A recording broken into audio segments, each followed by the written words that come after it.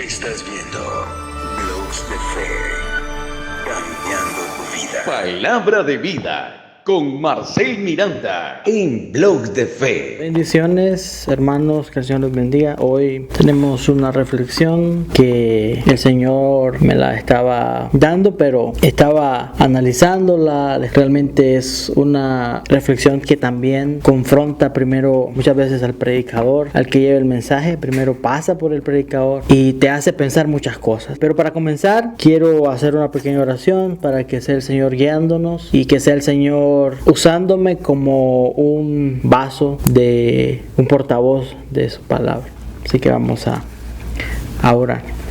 Amantísimo Dios, Padre bueno que estás en los cielos, te adoramos, bendecimos tu nombre, Señor. Te pido, Señor, que esta preciosa tarde, este mensaje sea de bendición, sea de edificación para cada persona que lo vaya a escuchar, Padre amado.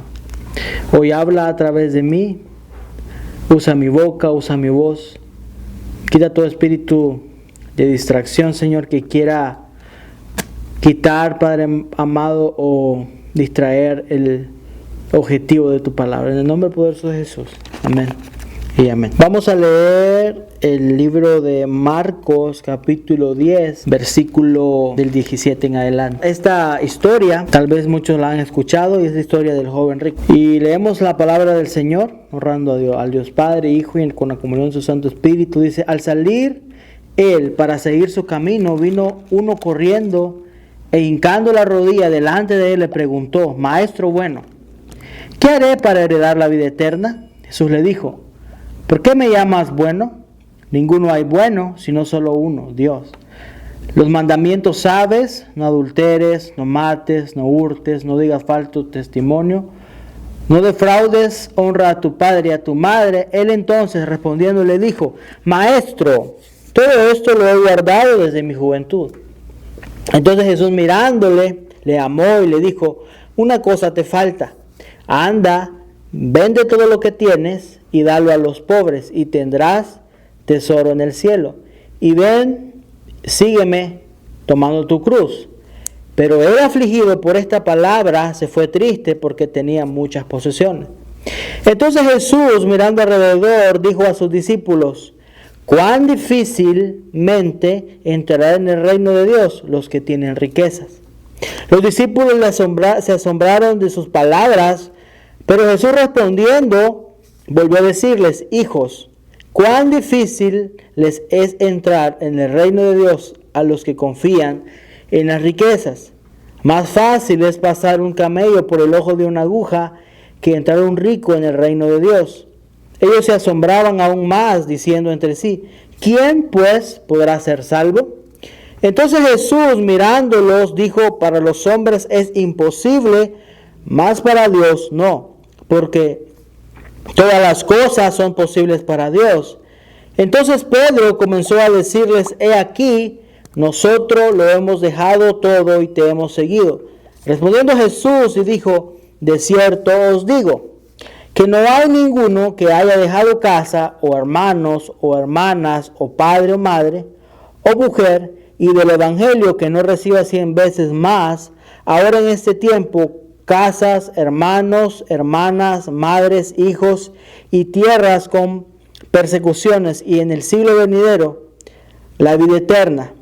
Pero muchos primeros serán postreros, y los postreros primero. Esta escritura, esta historia me hace entender, y me hacía el Señor esta pregunta en mi corazón, y era si estoy dispuesto a soltar mi visión para abrazar la de Cristo. O sea, aceptar la voluntad de Dios y sujetarme a la voluntad de Dios en vez de la mía. O en pocas palabras, dejar mi visión para poder seguir la visión de Jesucristo. Todos tenemos una visión de cómo debería ser nuestra vida. Metas, sueños, estabilidad, éxito. Pero Jesús no vino solo a mejorarnos la vida, sino a transformarla completamente. La historia del joven rico es una historia que nos confronta y nos hace reflexionar sobre esta pregunta. ¿Realmente estamos dispuestos a seguir a Jesús hasta las últimas consecuencias, estamos dispuestos a escuchar la voz de Dios, aunque tengamos que dejar cosas que nosotros amamos, que nosotros queremos. Un acercamiento sincero, con reserva, lo podemos ver en el del 17 al 20, donde el joven rico se acercó a Jesús con respeto y anhelo, porque él quería la vida eterna. Pensaba que cumplir los mandamientos era suficiente. Así como él, muchos hoy quieren seguir a Dios, pero con sus propios términos. O sea, no basta con desear bendición o salvación. Dios quiere tu corazón completo, no un esfuerzo parcial. No es decir, ok, yo voy a servir a Dios, pero voy a seguir haciendo esto. Voy a seguir a Dios, pero voy a seguir esforzándome con mis propias fuerzas. Yo voy a seguir a Dios, pero lo voy a hacer cuando yo pueda. No, Dios quiere una disposición completa, una disposición, podríamos decir, 24 horas 7, los 365 días del año. Porque Dios no puede compartir su gloria con nadie, dice la palabra. Ahora, Jesús, a pesar de que él sabía que era verdad lo que el joven estaba diciendo, él sabía el corazón del joven. Él sabía a dónde estaba apegada su riqueza, cuál era su enfoque en esta vida, a dónde estaba su confianza. Y Jesús, mirándolo, dice la palabra, lo amó. La invitación de Jesús, amados hermanos, nace del amor, no de condena. Pero el amor verdadero confronta lo que estorba. Jesús le dijo: una cosa te falta, no porque odiara sus bienes, sino porque su apego a ello le impedía seguir a Jesús. Como les decía, nosotros cuando decidimos servir a Jesús, cuando nosotros venimos al Señor y decidimos reconocerlo como nuestro único y suficiente Salvador, nosotros debemos de entender que ahora nosotros ya no somos libres, sino que somos esclavos del Señor. Somos esclavos para bien del Señor. Somos esclavos porque Él nos compró a precio de sangre. Es decir, muchas veces nosotros cuando venimos al Señor, no es voy a dejar esto para seguir al Señor, no. Tú tienes que acercarte al Señor y el Espíritu Santo va a redarguir tu corazón para poder que tú entiendas qué es lo que tú tienes que dejar. Es decir, Dios nos muestra su amor y nos muestra qué es lo que necesitamos soltar para que podamos avanzar. Ahora, mi pregunta es, ¿dónde está nuestro enfoque primeramente? Porque idolatría, podríamos decir, no es solamente venirme y me postré delante de una imagen, no. Idolatría es todo aquello que ocupa el lugar de Dios, todo aquello que le quita la prioridad a Dios. Puede ser tu trabajo, puede ser tu familia, puede ser aún un noviazgo. Porque yo sé que hay muchos jóvenes que tal vez quieren y aman a Dios de corazón, pero hay cosas que necesitan soltar para poder avanzar. Hay cosas que necesitan ser libres para que podamos entender lo que Dios quiere hacer en nuestra vida. Muchas veces Dios te dice, tal vez si tú tienes un noviazgo y Dios te dice, bueno, mira hijo o mira hija, ese noviazgo no es la voluntad de Dios. Pongo ese ejemplo claro.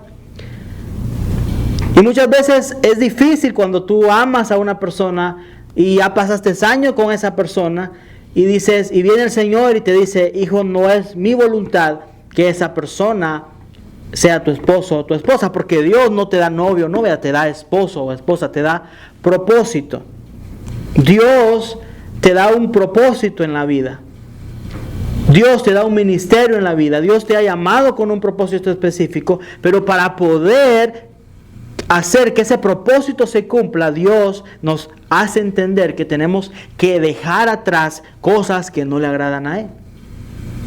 Y tenemos que entender que mientras nosotros sigamos apegados a lo que no le agrada a Dios, vamos a seguir estancados en el mismo lugar. No vamos a poder avanzar, no vamos a poder seguir si seguimos atados o seguimos aferrados a algo, al pasado, a algo que nos pasó.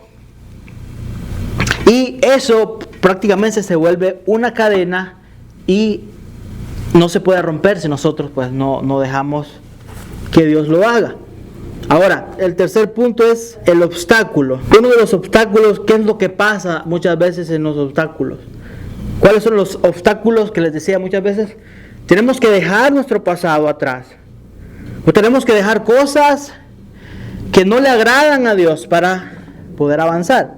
Ahora, el joven, amados hermanos, se fue triste, dice la palabra, porque no por lo que Jesús pidió, volviendo a recapitular este punto, sino porque no quiso soltar su apego a lo material, porque no solamente era riqueza, sino que era una zona de seguridad, su visión del futuro, su propio plan. ¿Qué nos cuesta soltar hoy? ¿Qué parte de mi visión me impide seguir a Jesús con todo mi corazón? Ahora, Jesús dice en Marcos 23, 27, versículo 23, 27, Jesús dijo: es más fácil que un camello pase por el ojo de una aguja. Y los discípulos se quedaron atónitos, porque Jesús hablaba de algo humanamente imposible. O sea, para el hombre es imposible, pero pues no para el Señor. Ahora, nosotros tenemos que rendir nuestra voluntad. O sea, parece imposible, pero con el poder de Dios es posible. Él puede cambiar nuestro corazón. Cuando nosotros nos despegamos y dejamos que Dios pueda guiar nuestra voluntad, dejamos que Dios pueda ser el que dirija específicamente nuestro camino, tenemos una promesa para los que soltamos y nos aferramos a lo eterno. Ponemos nuestra mirada en el Señor. El apóstol Pedro, sorprendido, dice: nosotros hemos dejado todo. Y Jesús responde con una promesa. Dice: todos los que sueltes por causa de Él será recompensado. Dice: y aquí y en la eternidad. O sea, no se trata de perder, sino de intercambiar lo temporal por lo eterno. Yo no te estoy diciendo, hermano, que no tengas una casa, que no tengas bienes materiales. No estoy diciendo eso, sino que no nos apeguemos, que nuestra prioridad no sea lo temporal, que nuestra prioridad sea lo eterno, sea buscar a Dios. Dice la palabra de Dios: buscad primeramente el reino de Dios y su justicia, y las demás cosas os serán añadidas. Dios, amados hermanos, quiere bendecirnos. Los planes de Dios son mejores. A veces no lo entendemos porque no lo estamos viendo en el momento. Pero si Dios te dice: hijo, suelta esto, termina esa relación, suelta ese trabajo, suelta esto, es porque Él tiene mejores planes. Él tiene mejores propósitos para tu vida. Los planes de Dios, aunque nos duela, amados hermanos, los planes de Dios son mejores. Los planes de Dios son perfectos, los planes de Dios son eternos. No te desesperes, espera la voluntad del Señor. ¿Qué significa cuando el Señor le dice tomar la cruz? Uno es negarse a uno mismo, decir: no mi voluntad sino la tuya, dejar la visión propia para vivir bajo su dirección. Una cosa es que tal vez yo no tengo riqueza, pero sí tenemos planes, sueños, orgullos o heridas que debemos de entregar al Señor. Porque la cruz no es solo dolor, es entrega, amor, es dirección divina. ¿Cómo podemos mantenernos firmes en la visión del Señor? Fijando nuestros ojos en Jesús. Lo podemos ver en Hebreos capítulo 12, versículo 2. Así que no miremos atrás, no nos distraigamos con lo perdido, sino que miremos a aquel que lo dejó todo por nosotros, que es nuestro Señor Jesucristo, que dice la palabra que se humilló a sí mismo y entre nosotros vivió, tomando forma de siervo, dice la palabra. O segundo es anclados en su palabra. Su visión, hermanos, está revelada ahí. No es ambigua, es segura, confiando en su recompensa. Él no se queda con nada. Todo lo que dejas por Él, Él lo multiplica en gozo, propósito y eternidad. Y concluyo con esto. Jesús nos sigue diciendo: sígueme. Mi pregunta es: ¿estás dispuesto a dejar tu visión, tus planes, tus seguridades por las del Señor? Puede parecer muchas veces perdida, porque a veces Dios nos pide cosas que son difíciles de dejar. Y Dios te dice: deja eso porque yo te voy a dar algo mejor. Pero el creer en Jesús es un acto de fe. Así que es nuestro mayor acto de fe y amor, es obedecer al Señor aunque no veamos lo que Él nos quiere dar. Aunque por el momento no estemos viendo lo que Dios nos quiere dar. Y termino con esto. Marcos capítulo 8. Versículo 35 dice: el que quiere salvar su vida la perderá, y el que la pierda por causa de mí, del evangelio, la salvará. Así que espero que este video haya sido de bendición y Dios te bendiga. Espero que esta reflexión te haya gustado. Dale like, suscríbete y activa la campanita para recibir más contenido como este. Dios te bendiga, compártelo. Esto es Blogs de Fe. Suscríbete a nuestro canal.